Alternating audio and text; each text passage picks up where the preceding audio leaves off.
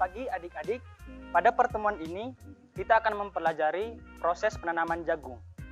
Alat dan bahan yang akan kita gunakan yaitu yang pertama jagung manis varietas Talenta, kemudian furadan sebagai insektisida sistemik, kemudian tali rafia yang sudah diberi penanda dengan jarak 20 cm untuk penanda dalam baris, kemudian tali rafia dengan jarak 80 cm untuk penanda antar baris.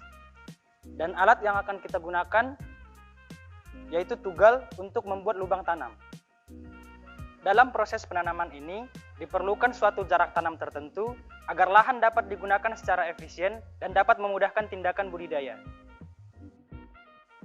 Adik-adik, untuk proses penanaman secara manual ini kita membutuhkan setidaknya 3 orang dengan tugas yang berbeda. Orang yang pertama akan bertugas untuk membuat lubang tanam, orang yang kedua akan bertugas untuk memasukkan benihnya, dan orang yang ketiga bertugas untuk mengecek apakah setiap lubang telah terdapat benih jagung, kemudian memasukkan furadan dan menutup lubang tanamnya. Langkah selanjutnya yaitu pemupukan. Setelah proses pengolahan tanah, langsung kita aplikasikan pupuk kandang, dolomit, dan dicampur dengan tanah.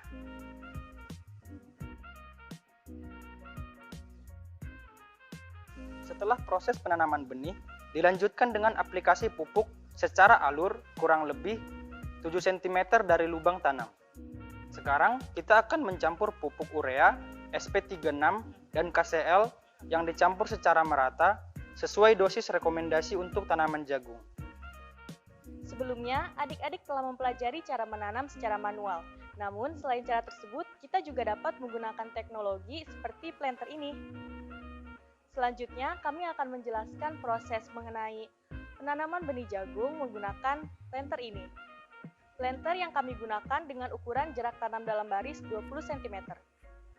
Mari kita siapkan planternya, lalu campurkan benih jagung dan furadan, kemudian masukkan ke dalam wadah pada planter. Kedua, memasang tali sebagai pembantu untuk meluruskan penanaman, kemudian kita jalankan planter ini. Setelah proses penanaman, sebaiknya alur penanaman benih diberikan air untuk mempercepat proses perkecambahan. Dapat menggunakan gembor ataupun sprinkler yang tersedia di lahan.